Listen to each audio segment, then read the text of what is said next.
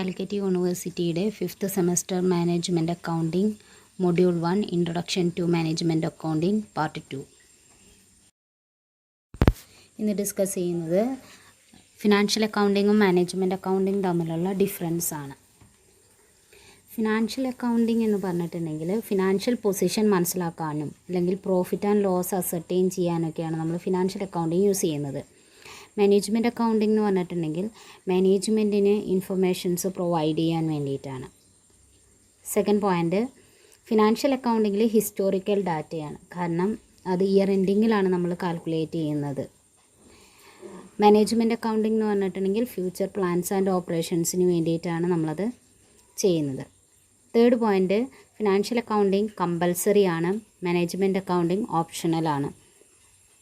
Fourth, financial അക്കൗണ്ടിങ്ങിൽ അക്യുറസിക്ക് നല്ല പ്രാധാന്യമുണ്ട്. മാനേജ്മെൻറ്റ് അക്കൗണ്ടിങ്ങിൽ പ്രോംപ്റ്റ് റിപ്പോർട്ടിങ്ങിനാണ് പ്രാധാന്യമുള്ളത്. ഫിനാൻഷ്യൽ അക്കൗണ്ടിങ് വർക്ക് ചെയ്യുന്നത് generally accepted accounting principles and കൺവെൻഷൻസിൻ്റെ ബേസിസിലാണ്.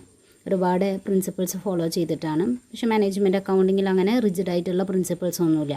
മാനേജ്മെൻറ്റിൻ്റെ ആവശ്യങ്ങൾക്കനുസരിച്ചിട്ടാണത് പ്രിപ്പയർ ചെയ്യുക. ദ നെക്സ്റ്റ് പോയിൻ്റ്, പെർട്ടിക്കുലർ പീരിയഡിനാണ് ഫിനാൻഷ്യൽ അക്കൗണ്ടിങ് പ്രിപ്പയർ ചെയ്യുന്നത്.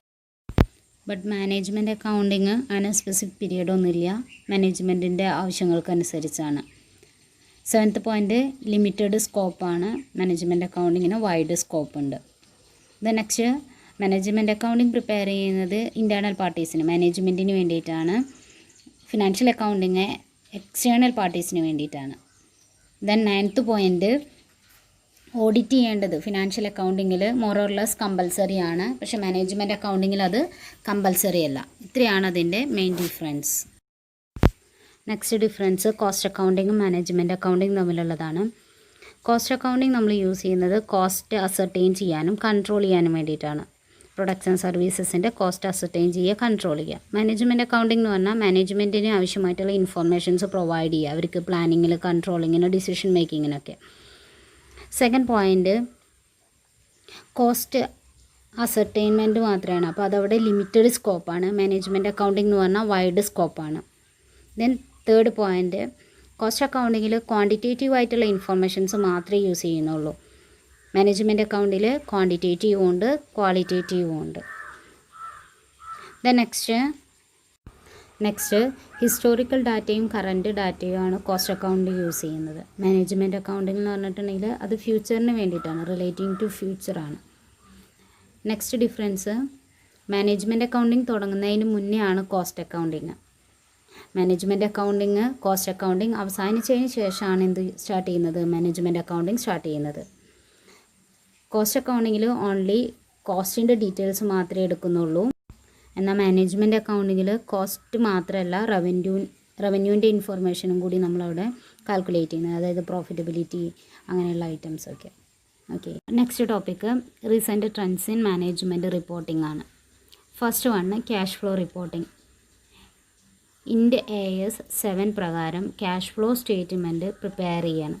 അത് സ്റ്റോക്ക് എക്സ്ചേഞ്ചിന് ക്യാഷ് ഫ്ലോ ഇൻഫർമേഷൻസ് പ്രൊവൈഡ് ചെയ്യാൻ വേണ്ടിയിട്ടാണ്. Second point, segment reporting. വലിയ കമ്പനികളെ സംബന്ധിച്ച് അവർക്ക് മൾട്ടിപ്പിൾ ബിസിനസ് സെഗ്മെൻറ്റ്സ് ഉണ്ടായിരിക്കും ഡിഫറെൻറ്റ് ജോഗ്രഫിക്കൽ ലൊക്കേഷനുകളിൽ. അങ്ങനെ വരുമ്പോൾ ഒരൊറ്റ പ്രോഫിറ്റ് ആൻഡ് ലോസ് കൊണ്ടോ ബാലൻസ് ഷീറ്റ് കൊണ്ടോ അവരുടെ റിപ്പോർട്ടിംഗ് നടക്കില്ല. അപ്പോൾ അതുകൊണ്ട് തന്നെ അത് സ്പ്ലിറ്റ് ചെയ്തിട്ട് നമ്മൾ ചെയ്യേണ്ടതായിട്ട് വരും. അതാണ് സെഗ്മെൻറ്റ് റിപ്പോർട്ടിംഗ് എന്ന് പറയുന്നത്. Next, financial reporting using IFRS. Indian accounting standards ഇപ്പോൾ മെർജ് ചെയ്തിട്ടുണ്ട് ന്യൂ IFRSുമായിട്ട്, ഇൻ്റർനാഷണൽ ഫിനാൻഷ്യൽ റിപ്പോർട്ടിംഗ് സ്റ്റാൻഡേർഡ്സുമായിട്ട് മെർജ് ചെയ്തിട്ടുണ്ട്. അപ്പോൾ കുറച്ചും കൂടി ട്രാൻസ്പെറൻസിക്കും കൺസിസ്റ്റൻസിയും യൂണിഫോമിറ്റിക്കും ഒക്കെ വേണ്ടിയിട്ടാണ് അതങ്ങനെ മെർജ് ചെയ്തിട്ടുള്ളത്. അപ്പോൾ ആ ഒരു ബേസിസിൽ നമ്മൾ റിപ്പോർട്ടിംഗ് നടത്തേണ്ടതായിട്ടുണ്ട്. Next point, interim financial reporting. SEBI guidelines പ്രകാരം ലിസ്റ്റ് ചെയ്തിട്ടുള്ള കമ്പനീസ് എല്ലാവരും ക്വാർട്ടർലി ബേസിസിൽ ഫിനാൻഷ്യൽ റിപ്പോർട്ട് പബ്ലിഷ് ചെയ്യണം. അത് ഇൻവെസ്റ്റ്മെൻറ്റ് ഡിസിഷൻസിന് വേണ്ടിയിട്ടാണ്. നെക്സ്റ്റ് EVA ആണ്.